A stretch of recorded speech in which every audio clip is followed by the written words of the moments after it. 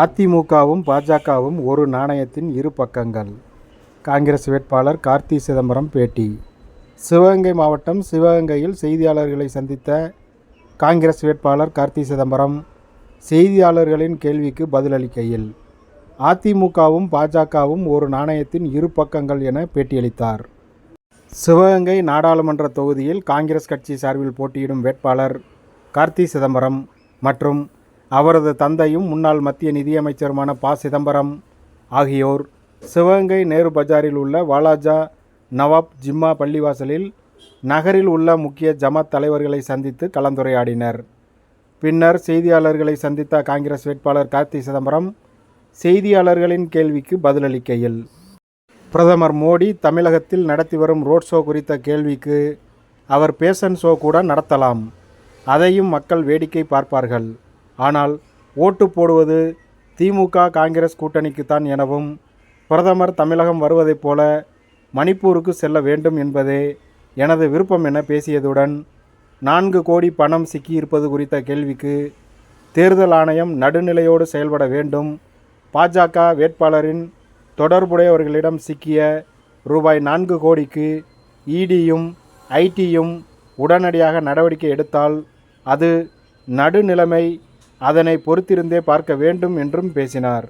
மேலும் அதிமுக பொதுச் செயலாளர் எடப்பாடி பழனிசாமி முதல்வர் ஸ்டாலின் ஒரு பொய் மூட்டை என விமர்சனம் செய்தது குறித்த கேள்விக்கு அவர் எங்கே பொய் பேசினார் என்றும், அவர் கூறியபடி மாதம் 1000 ரூபாய் உதவித்தொகை அளித்து வருவதாகவும், ஆனால் அவருடன் முன்னதாக கூட்டணி வைத்திருந்த பிரதமர் மோடி கொடுத்த வாக்குறுதிகளை நிறைவேற்றினாரா என கேள்வி எழுப்பியதுடன், எடப்பாடி பழனிசாமி மோடி குறித்து ஏன் விமர்சனம் செய்வதில்லை என்றும், இதிலிருந்தே இருவரும் இரகசிய உறவு வைத்திருப்பது தெரிகிறது எனவும் பேசியதுடன், என்னை பொறுத்தமட்டில் அதிமுக பாஜக இருவருமே ஒரு நாணயத்தின் இரு பக்கங்கள் என்றும் பேட்டியளித்தார்.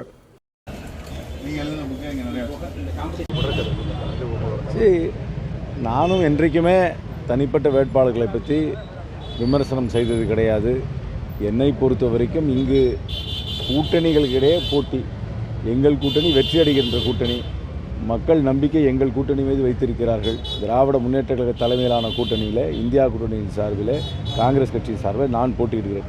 எதிர்த்து எனக்கு இருப்பது அந்த கட்சிகள் அணிகளை தான் பார்க்கிறேனே தவிர தனிப்பட்ட வேட்பாளர்களை நான் என்றுக்குமே கவனத்தில் எடுத்துக்கொண்டதே கிடையாது. சார், இப்போ தமிழகத்துக்கு வந்து பிரதமர் மோடி வந்திருக்காரு, அது ரோட் ஷோ அந்த மாதிரி விஷயங்கள்லாம் நிறைய பண்ணிட்டு இருக்கிறத பார்க்கும்போது அது பெரிய தாக்கத்தை ஏற்படுத்தும் சார். ஃபேஷன் ஷோ கூட நடத்தலாம், ஒன்றும் ப்ராப்ளமே இல்லை. ரோட் ஷோ மட்டும் இல்லை, ஃபேஷன் ஷோ கூட நடத்தலாம். அதையும் வேடிக்கை பார்ப்பாங்க. ஆனால் ஓட்டு போடுறது திராவிட முன்னேற்ற கழகம் காங்கிரஸ் கட்சி கூட்டணிக்கு தான் ஓட்டு போடுவாங்க. இல்லை, அவர் இந்தியாவோட பிரதமர் எந்த ஊருக்கு வேண்டாலும் போகலாம்.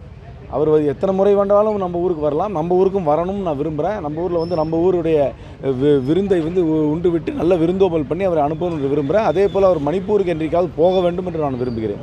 பாஜக வேட்பாளர் வீட்டில் வந்து அவரோட லாட்ஜ் வேலை பார்க்கக்கூடிய ஒரு 4 கோடி ரூபாய் பணத்தை வந்து அது எப்படி சார் பார்க்குறீங்க? எனக்கு தனிப்பட்ட வேட்பாளர்களை பற்றி நான் விமர்சனம் செய்வோ அவர்களை பற்றி கருத்து சொல்லவோ நான் விரும்பவில்லை.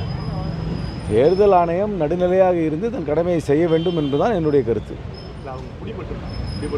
சட்டம் அதுக்கே பாஜக அதான் இனிமே தான் தெரியும் எவ்வளோ நடுநிலையாக இருக்கிறாங்க. இதுக்கப்புறம் இதுவே இன்கம் டேக்ஸ் இதுக்கு அப்புறம் அதுக்கு நோட்டீஸ் அனுப்புதா, அதுக்கப்புறம் இடி இதில் குதிக்குதான்லாம் பார்க்கணும். இதுவே வேறு கட்சி வேட்பாளராக இருந்தால் நேரம் வேகமாக அவங்கெல்லாம் குதிச்சிருப்பாங்க. இதெல்லாம் அவங்கெல்லாம் குதித்து அந்த சம்மந்தப்பட்ட நபருக்கு இன்கம் டேக்ஸ் நோட்டீஸ் அனுப்பியிருக்காங்களா, இன்கம் டேக்ஸ் நோட்டீஸ் அனுப்பின அப்புறம் உடனே இடி வந்து அவர்களை வந்து ஒரு நோட்டீஸ் சம்மன் அனுப்பியிருக்காங்களா பார்க்கணும். அதெல்லாம் அனுப்புகிறாங்கன்னா நடுநிலையாக நடத்துகிறாங்கன்னு அர்த்தம். இது திருப்பி இவரை சும்மா கிட்டங்கியில் போட்டு திருப்பி கொடுக்குறாங்களான்னு எனக்கு தெரியல. இதுவே வேறு கட்சி வேட்பாளராக இந்த சம்பவம் அவருக்கு சம்மந்தப்பட்டிருந்தால் நிச்சயமாக இதெல்லாம் நடந்திருக்கும். இது இவர்களுக்கு நடக்குமா என்றதை பொறுத்து தான் பார்க்க வேண்டும். எல்லாமே வந்து மத்தியில் வந்து 400 விஷயத்துக்கு மேலே வந்து பாஜக இந்த கருத்து கணிப்பெல்லாம் நான் எடுத்துக்கிறது சீரியஸாக கிடையாது. மக்களை போய் நான் வந்து இந்த மக்களை தான் பார்க்கிறேன். இந்த மக்களை நான் பார்க்கும்போது அவர்கள் இந்த இந்துத்துவ அரசாங்கத்தை நிராகரிக்க வேண்டும் என்ற நிலையில் மத்தியில் மாநிலங்களை மதிக்கின்ற, மாநில உரிமைகளை மதிக்கின்ற, இந்தியாவுடைய பன்முகத்தன்மையை ஏற்றுக்கொள்கின்ற அரசாங்கம் தான் வேண்டும் என்று விரும்புகிறால் அந்த மனப்பான்மை இந்தியா முழுவதும் இருக்க வேண்டும் என்பது என்னுடைய விருப்பம். எடப்பாடி பழனிசாமி வந்து தொடர்ந்து வந்து திமுக முதலமைச்சர் வந்து பொய் மூட்டையாக வந்து பச்சையாக போய் அவிச்சுட்டே இருக்காரு. பச்சை பொய்யா பேசிட்டு இருக்காரு. பேசியிருக்காங்க. நேற்று காரைக்குடி நடந்தவங்க எல்லாமேலாம் இதில் வந்து இந்த மேடை பேச்சுக்கு வேணால் அவர் சொல்லலாம். எந்த விஷயத்தில் முதலமைச்சர் அவர்கள் போய் சொல்கிறார்? முதலமைச்சர் 1000 ரூபாய் கொடுப்பேன் என்று சொன்னார்.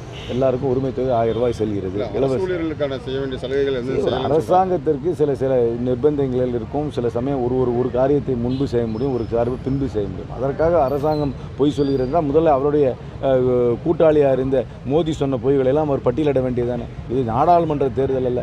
நாடாளுமன்ற தேர்தலிலே இங்கே வந்து பரப்புரை ஆற்றுகிறவர் இந்தியாவில் இப்போ அவர் அந்த இந்தியாவுடைய பிரதம மந்திரிக்கு எதிர்த்த அணியில் தான் அவர் போட்டியிடுகிறார். இன்னொரு அணியை அமைச்சிருக்கிறார். அவங்கள வந்து இவர் விமர்சனம் செய்து அவருடைய பொய்களை எல்லாம் இவர் பட்டியலிட்டிருக்கலாமே. அவர் மோடியை பற்றி இது வரைக்கும் எதுதான் புரியவே இல்லை எனக்கு. இன்றைக்கி நாங்கள் வந்து மோடிக்கு மாற்று அரசாங்கம் அமைப்பதற்காக எங்களுக்கு வாக்கு கேட்குறோம். எடப்பாடி பழனிசாமி யாருக்கு மாற்றமாக ஓட்டு கேட்குறார்? மோடிக்கு மாற்றமாக தானே கேட்கணும் மத்தியில். இப்போ மோடி அவர்கள் அரசாங்கத்தை விமர்சனம் செய்யாமல் எப்படி பிரச்சாரம் செய்ய முடியும்? அதுலேருந்தே இவர்கள் வந்து ஒரு ரகசிய உறவு வைத்திருக்காள் என்பதானே. என்னை பொறுத்த வரைக்கும் அண்ணா திராவிட முன்னேற்ற கழகமும் பாஜகவும் ஒரு நாணயத்தின் இரு பக்கங்கள். நன்றி.